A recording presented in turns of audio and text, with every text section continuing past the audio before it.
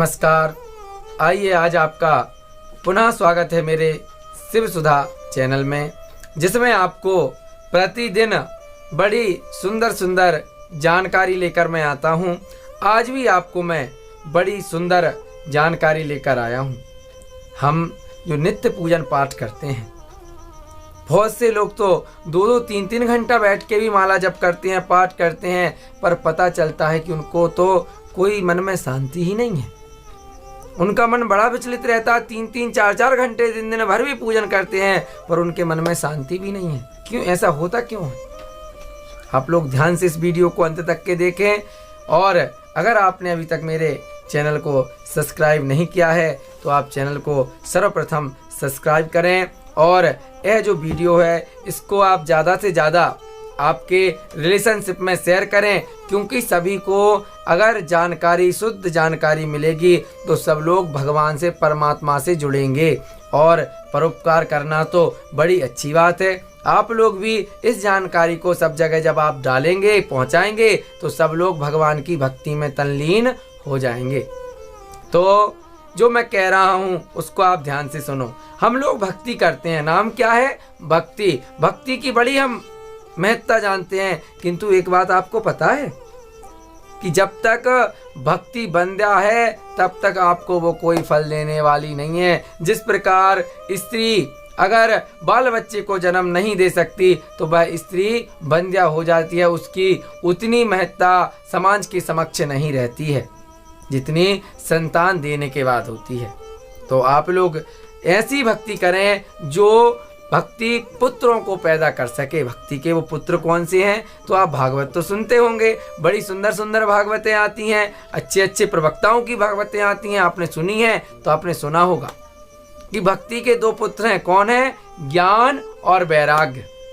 अगर आप ज्ञान और वैराग्य आपके अंदर नहीं है तो आपकी भक्ति अभी बंध्या है, अभी आपकी भक्ति पुत्रवती नहीं हुई है। तो उस पुत्रवती भक्ति कैसे बनेगी? तो बंधुओं ध्यान देना, जो आप ज्ञान और वैराग्य अपने अंदर लाएंगे। अब आप कहेंगे महाराज जी ज्ञान वैराग्य कैसे लाएं? हम क्या घर छोड़ दें वैराग्य प्राप्त करने के लिए? नहीं भैया, मैं आपको घर छोड़ने को नहीं बोल रहा हूं। आप ध्यान दें कि वैराग्य कैसा हो। अगर आप भगवान के मंदिर में या अपने घर में जो आपका मंदिर है उसमें जाकर अगर आप 5 मिनट के लिए पूजन करने बैठे, आप बिल्कुल मत बैठो 10 घंटे 5 घंटे, क्योंकि आपको क्या लाभ मिलेगा?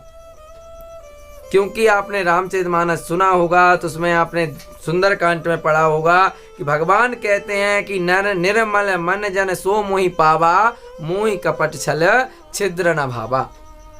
भगवान कहते हैं कि निर्मल मन जब आपका होगा तभी भगवान आपको प्राप्त होंगे। तो निर्मल मन करने के लिए आपको ज्ञान वैराग्य का सहारा तो लेना पड़ेगा। अब आप कोई दादी अम्मा कहीं माला जाप करने बैठ जाएं, और माला जाप करने, माला चल रही है राम राम सीता राम हरे राम राम राम हरे हरे, हरे कृष्णा कृष्णा कृष्णा हरे हरे, और इतने में बहू को भी देख रही है वो दादी अम्मा कि मेरी बहू ने चूल्हे पे दूध चढ़ा दियो है और जो दूध है वो उफान मार रहे है, और महाराज मेरी बहू एक पड़ोसन के पास में बैठी है। अब माला तो बराबर चल रही है हरे राम की महाराज, पर दूध दिखा रहा है चूल्हे पे चढ़ो। तो महाराज अभी आपकी जो भक्ति है वह पुत्रवती नहीं हुई, क्योंकि अभी आपके अंदर वह वैराग्य आया ही नहीं। अभी भी आपको वो बहू पड़ोसी के पास दिख रही है और आपका जो दूध है वह चूल्हे पे चढ़ा दिख रहा है। तो मेरा कहने का तात्पर्य है कि आप वैराग्य को उत्पन्न करो अपने अंदर।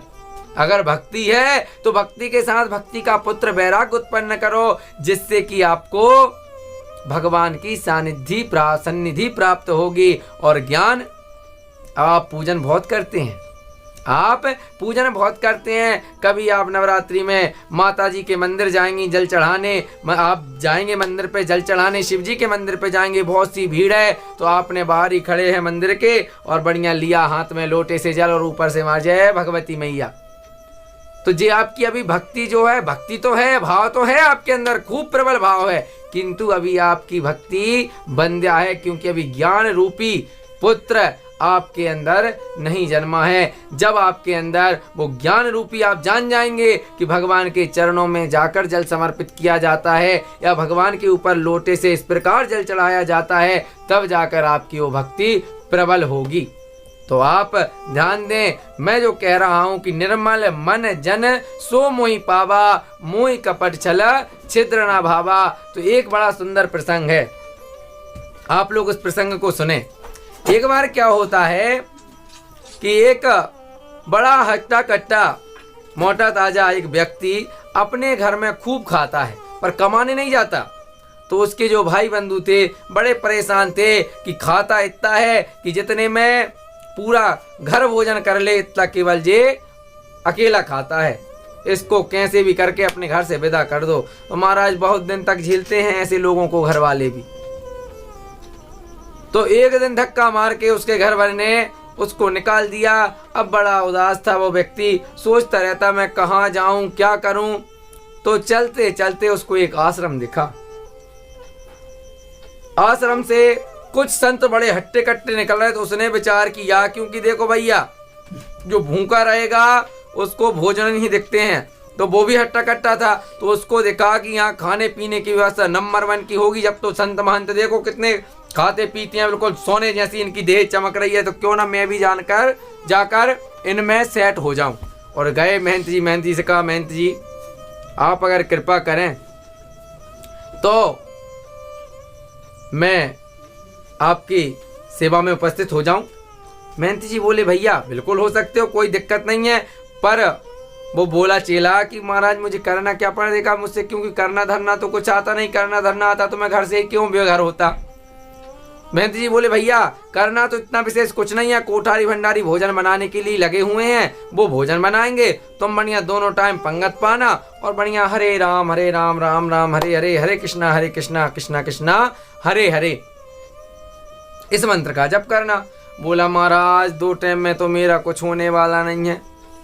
तो बोले तो फिर, तो कहा महाराज एक आध पंगत और कहीं बीच में मुझे मिल जाती तो महंत जी बोले ठीक है तुम 3 बार पा लेना। अब तो भैया बात जम गई। अब जब बात जम गई तो अब तो ये नित्य प्रति भजन करने लगा।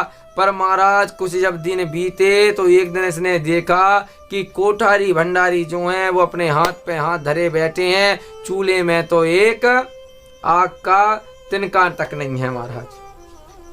बड़ी इसको चिंता हुई कि महाराज अब क्या है, इधर तो चूल्हे ही बंद पड़े हैं। तो महंत जी के पास डरते डरते गया और बोला महाराज आज सब अपने अपने काम से वंचित हैं, सब अपने अपने हाथ पे हाथ रखे बैठे हुए हैं, क्या इनको भोजन नहीं बनाना, इनको भूख नहीं लगेगी आज क्या। महंत जी बोले कि भैया तुझे पता नहीं है आज मंदिर में एकादशी का व्रत है, आज तो कोई भोजन करता ही नहीं है और तुझे भी एकादशी का व्रत करना पड़ेगा, ऐसा मंदिर का नियम है। वो चेला बोला महाराज आपने अगर आज एकादशी करा दी तो फिर कल द्वादशी का मुंह हमको देखने तक को नहीं मिलेगा, इसलिए कृपा करें और हमारे लिए तो भोजनों की व्यवस्था करें महाराज। महंत जी बोले तो भैया जब ऐसी बात है तो हम तेरी हत्या क्यों फ्री में मोल लें।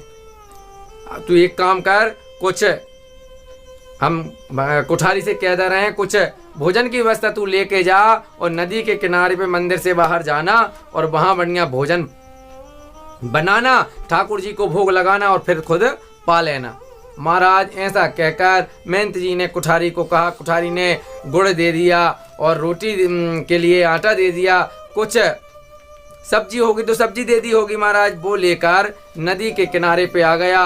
नदी में इसने बढ़िया भोजन बनाया, भोजन परोस के जैसे ही थाली में गिलास तोड़ा, मुंह तक ले ही गया था, इतने में इसको याद आ गई कि मेरे गुरु महाराज ने बोला था कि महाराज तू पहले ठाकुर जी को भोग पवाना उसके बाद स्वयं पाना। अभी तो सरल व्यक्ति था महाराज, तो इसको क्या पता कि मंदिर में केवल थाली परस के रख दी और पर्दा लगा दिया और भगवान पा रहे हैं नहीं पा रहे, किसी को क्या पता। तो इसको पता नहीं था कि ऐसा होता है, इसको पता था, इसके मन में आया कि कहीं भगवान जब भोग लगाते हैं तो भगवान स्वयं पाने आते हैं।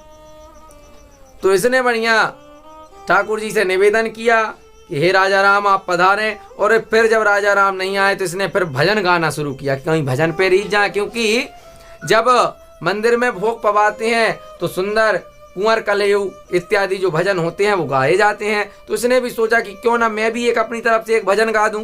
तो इसने भजन गाना चालू किया। आप लोग भी गुनगुनाएं। वो कौन सा भजन है?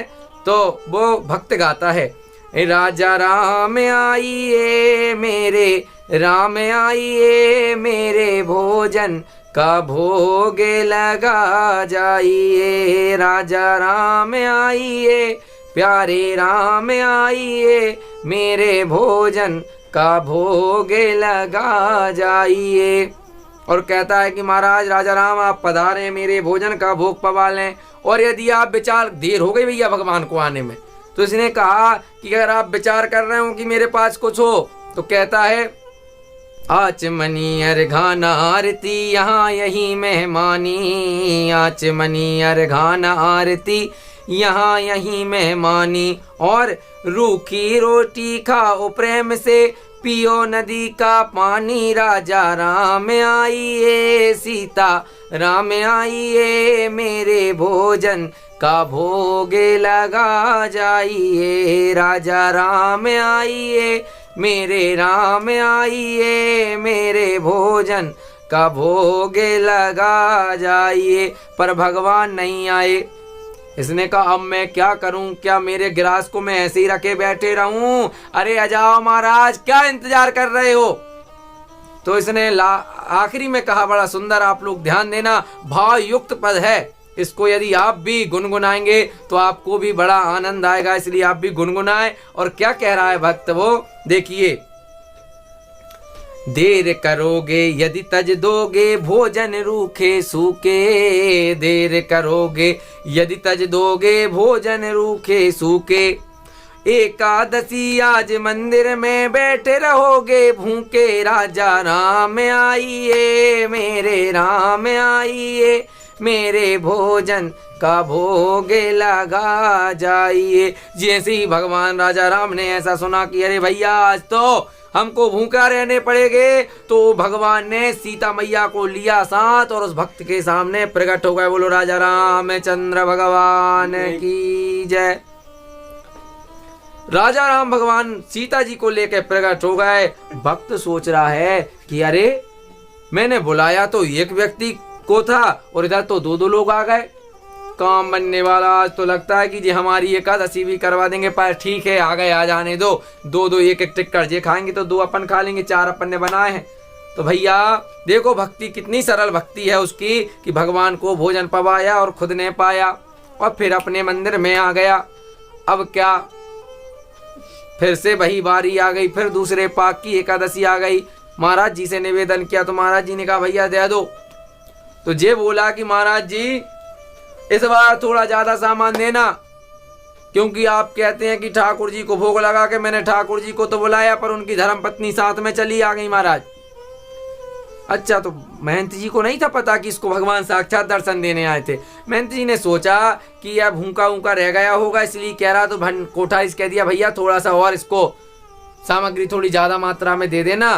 तो ज्यादा मात्रा में आज लेकर चला गया और फिर वहीं जाकर भोजन बनाए और भोजन बना के फिर बुलाने लगा। और राजा राम आइए, मोरे राम आइए, सीता साथ लाइए, मेरे भोजन का भोग लगा जाइए। अब तो क्या था महाराज, जैसे ही भगवान प्रकट हुए तो उस बार तो 2 थे, इस बार 3 आ गए महाराज। लक्ष्मण जी को भी साथ लेके आ गए। और जब लक्ष्मण जी को साथ लेके आए महाराज, तो भक्त बोला महाराज ठीक है, इस बार 3 आए हो आप, तो आप भी भोजन पाओ। और भोजन पाके वह फिर आश्रम चले गए। और जब आश्रम गया तो फिर एकादशी आई महाराज। अब तो यह गुरु जी से रोने लगा, चिल्लाने लगा कि महाराज इस बार तो आप थोड़ी ज्यादा मात्रा में देना। आपके ठाकुर जी को 1 है बुलाओ, 2 आते हैं, 2 बुलाओ, 3 आते हैं महाराज, तो थोड़ी ज्यादा मात्रा में दे देना कि कम से कम मैं तो भूखा ना रहूं, वो पूरा ही चट कर जाते हैं। कोठारियों ने महंत जी से कहा कि हमको ऐसा लगता है कि ये इधर से सामान ले जाता है और दुकानदारों को बेच देता होगा, इतना अकेला ठाकुर जी कहीं आते हैं? अरे हम लोग इतने दिन हो गए पूछते पूछते थाली रखते हैं, जैसी की जैसी थाली हमारी आ जाती है। यह सामान बेचता तो होगा, किसी को देता होगा, इसलिए इसका पीछा किया जाए। इस बार तो महाराज सामान भी दे दिया महंत जी ने, और इस बार इसने भोजन बनाए नहीं। इसने भोजन बनाए नहीं कि पता नहीं कितने आ जाए और मैं फिर भूखा रह जाऊं, तो पहले बुला लेता हूं। तो महाराज ये फिर गाने लगा, ओ राजा राम आइए, सीता राम आइए, लक्ष्मण साथ लाइए, मेरे भोजन का भोग लगा जाइए, मेरे भोजन का भोग लगा जाइए। और जैसे ही इस भक्त की करुण पुकार सुनी, बैठी विपिन में भक्त ने कीन्ही करुणे पुकार, तेहि क्षण मध्य में प्रकट हो दिव्य राम दरबार। बोलो राजा रामचंद्र भगवान की जय। राजा राम अपने समस्त परिकर को लेकर महाराज आज उस भक्त के सामने प्रकट हो गए। भगवान बोले तो भक्तराज लाओ कहाँ है भोजन। भक्त बोला महाराज हम जानते थे आज पूरे खानदान को लेके आओगे। अरे तुमरो अकेलो ठेका तो का पूरा खानदान को ठेका तो महाराज हैं। एक को बुलाओ दो आए, दो को बुलाओ तीन आए, अब तीन बुलाए तो सब पूरे परिवार लेकर दौड़ पड़े। महाराज वैसे ही हमारे गुरु महाराज हमारे लिए कुछ खाने को नहीं देते एकादशी में, हम तो लेके विनती करके आ गए। और महाराज अब क्यों हमको हमारे गुरु महाराज से हमारा आश्रम छुड़वाना आप तैयारी कर रहे हो। पर ठीक है आज मैंने भोजन नहीं बनाया, आपको भूख लगी है बनाओ और हमें खिलाओ।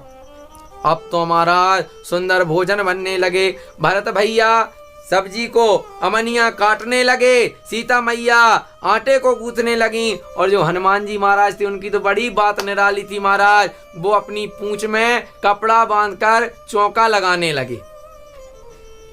सब अपनी अपनी तैयारी में भोजन बनने को तैयार है महाराज। इतने में जो गुरुजी पीछा करते करते आ रहे थे वो गुरु महाराज आ गए महाराज। और जब गुरु महाराज आए तो गुरु महाराज बोले भैया ऐसा क्यों बैठा है, कहाँ है तेरे राम बता। वो भक्त रोने लगा, महाराज हे सीताराम महाराज आपने तो अब गजब ही कर दिया।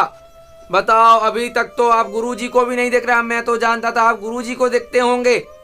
गुरुजी को देख जाओ महाराज, मैं से ही मुझे मेरी फांसी लगी है और क्यों आप लगवा रहे हो।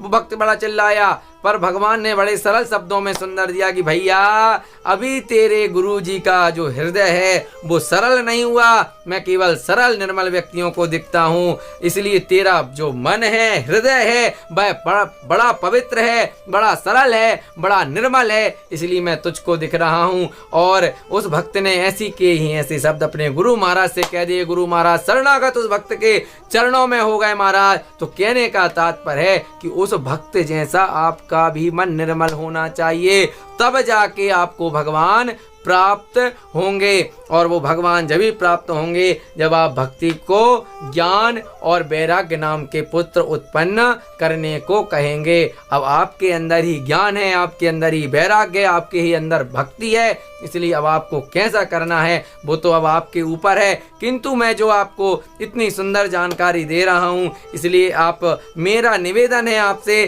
कि इस बात को आप देखें, आजमाएं, एक बार आजमा के तो देखें। अगर आपने अपने मन को निर्मल कर लिया और भगवान में समर्पित कर दिया, एक ही बार कहना कि हे प्रभु मैं आपका हूँ और आप मेरे हैं, ऐसा करते करते कुछ ही दिनों में आपका मन निर्मल हो जाएगा और आप भगवान के हो जाएंगे और आपके भगवान हो जाएंगे। इसलिए एक बार मैं फिर आपसे निवेदन कर रहा हूँ कि यदि आपने मेरे चैनल को सब्सक्राइब नहीं किया तो आप चैनल को सब्सक्राइब करें। और यदि आपको कोई और प्रश्न है तो प्रश्न भी आप मेरे कमेंट बॉक्स में पूछ सकते हैं। जब तक के लिए जय जय श्री राधे, जय जय श्री राम।